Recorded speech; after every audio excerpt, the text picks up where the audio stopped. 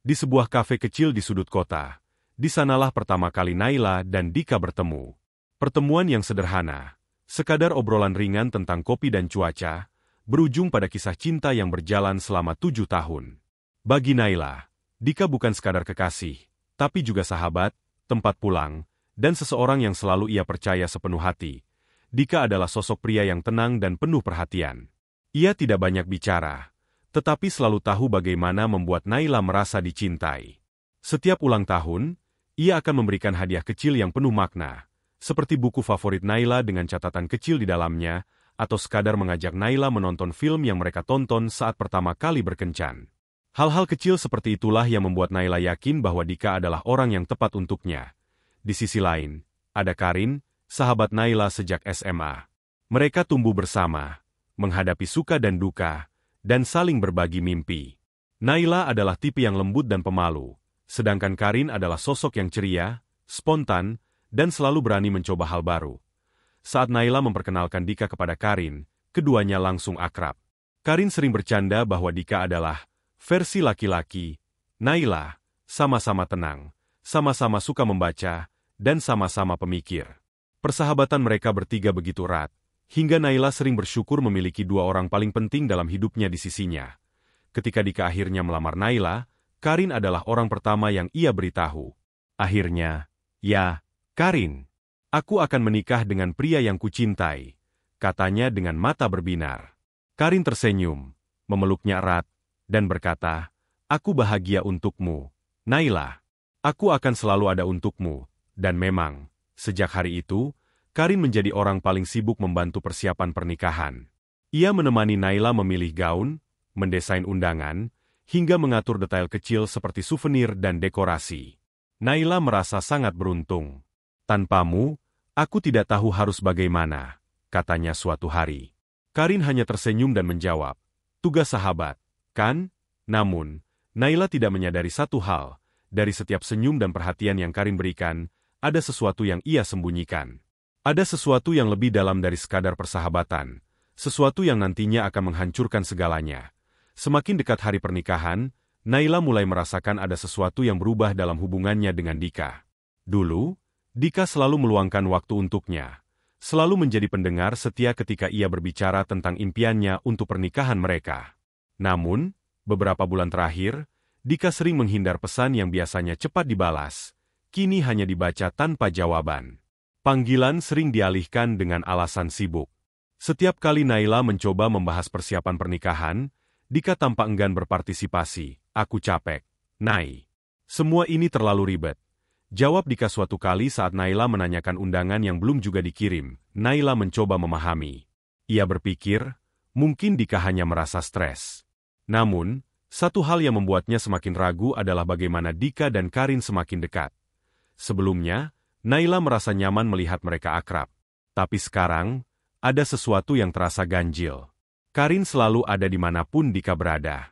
Jika Dika beralasan sibuk bekerja, Naila justru sering melihat Karin datang dan pergi dari kantor Dika dengan alasan membantu persiapan pernikahan.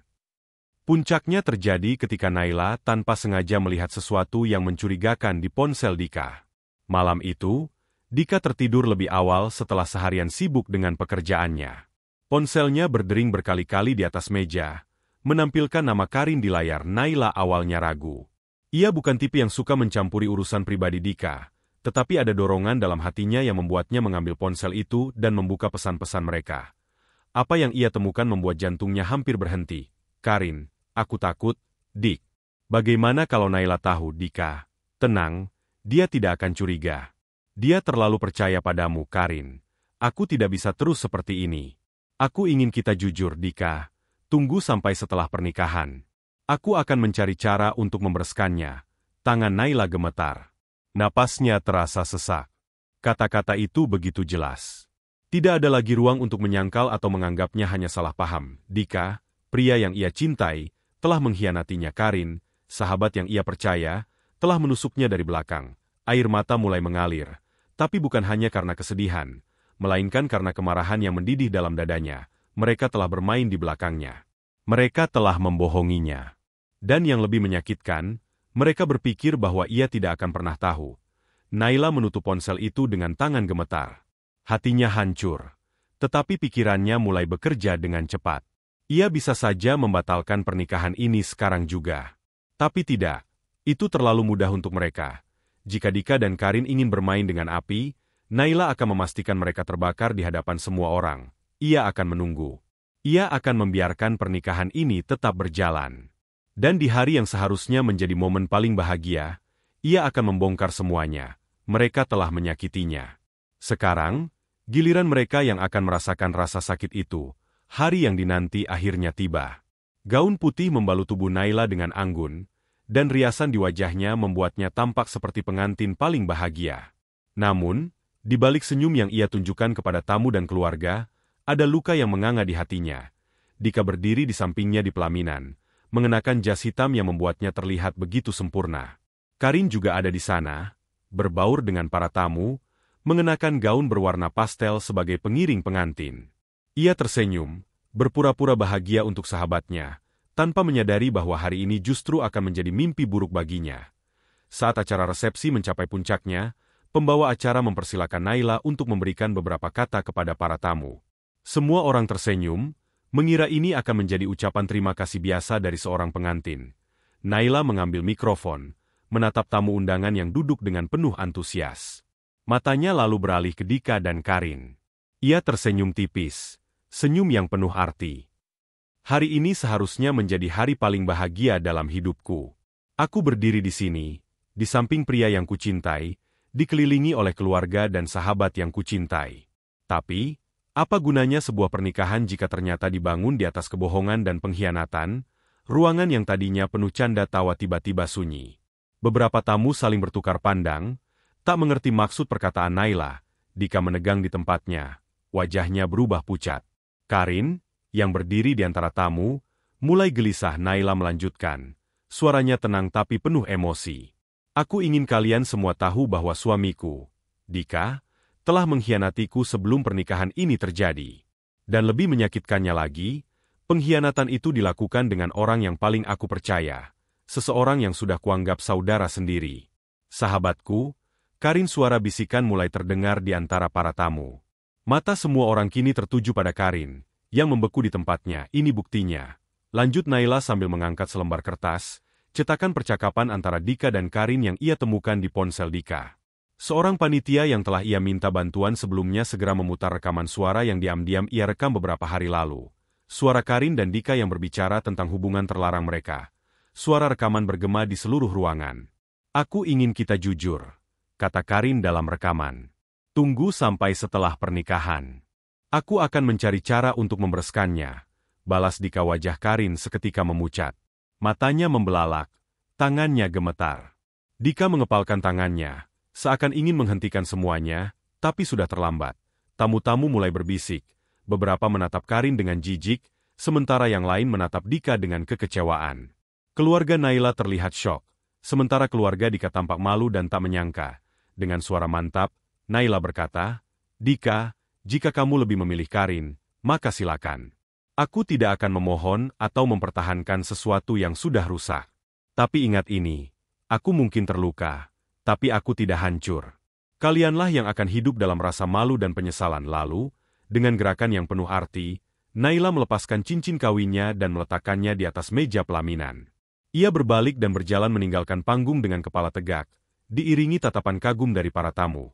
Saat ia melewati Karin, sahabat yang kini telah menjadi musuhnya, ia berbisik, selamat atas kemenanganmu, Karin. Tapi ingat, cinta yang dibangun di atas pengkhianatan tidak akan pernah bertahan lama, dan dengan itu, ia pergi, meninggalkan Dika dan Karin dalam keterkejutan dan rasa malu yang tak tertahankan. Malam itu, Naila meninggalkan gedung resepsi tanpa menoleh ke belakang. Langkahnya tegap, seakan beban yang selama ini menghimpit dadanya telah terangkat. Begitu ia keluar, udara malam menyambutnya dengan kelembutan yang selama ini terasa asing. Di luar, beberapa teman dekatnya mengejarnya, mencoba menenangkan dan memastikan keadaannya. Nai, kamu yakin dengan keputusan ini? Tanya salah satu dari mereka. Naila mengangguk pelan. Aku yakin. Aku lebih baik sendiri daripada hidup dengan pengkhianat. Sementara itu, di dalam gedung, kekacauan terjadi. Keluarga Dika terlihat marah besar. Sebagian dari mereka bahkan meninggalkan acara dengan wajah kecewa. Orang tua Naila, meskipun sedih, tetap berdiri dengan penuh kebanggaan. Mereka tahu putri mereka telah mengambil keputusan yang benar. Dika masih berdiri di pelaminan dengan wajah pucat. Karin, yang tadinya selalu percaya diri, kini terlihat ketakutan dan malu. Tatapan para tamu penuh dengan kekecewaan dan cibiran. Tidak ada lagi senyum ramah atau pujian. Yang ada hanya tatapan tajam dan bisikan-bisikan yang menusuk. Aku tidak menyangka, Dika. Aku pikir kau pria yang bertanggung jawab, dan kau, Karin, berani-beraninya menusuk sahabatmu sendiri dari belakang. Astaga, betapa memalukannya ini, suasana berubah tegang. Dika dan Karin akhirnya sadar bahwa mereka telah membuat kesalahan besar. Mereka berpikir bahwa pengkhianatan mereka bisa disembunyikan, tapi Naila telah membongkar semuanya di hadapan dunia. Malam itu, acara yang seharusnya menjadi pesta perayaan berubah menjadi bencana. Tamu-tamu pergi lebih awal, meninggalkan Dika dan Karin dalam keheningan yang menyakitkan. Beberapa bulan kemudian, hidup Naila perlahan kembali normal. Awalnya, tentu saja tidak mudah. Ada malam-malam di mana ia masih menangis mengingat pengkhianatan yang ia alami, ada momen-momen di mana ia merasa kosong. Namun, setiap hari yang berlalu memberinya kekuatan baru. Ia kembali fokus pada pekerjaannya, berlibur ke tempat-tempat yang selama ini ia impikan, dan yang terpenting, ia belajar mencintai dirinya sendiri lebih dari sebelumnya. Suatu hari, ia sedang duduk di sebuah kafe sambil membaca buku ketika seorang teman lama datang menghampirinya. Aku dengar kabar tentang Dika dan Karin, katanya sambil duduk di seberang Naila. Naila mengangkat alisnya. Oh, ada apa dengan mereka? Temannya tersenyum miring. Mereka sudah tidak bersama. Hubungan mereka hancur setelah pernikahan batal itu. Dika kehilangan pekerjaannya karena skandal itu berdampak buruk pada reputasinya. Dan Karin? Dia menghilang dari pergaulan, mungkin terlalu malu. Naila hanya tersenyum kecil. Ia tidak merasa senang atas penderitaan mereka, tapi ia tahu bahwa karma telah bekerja dengan sendirinya. Hidup memang selalu adil, katanya pelan, temannya menatapnya dengan kagum. Aku bangga padamu, Nai. Kau melewati ini dengan sangat kuat. Naila mengangguk.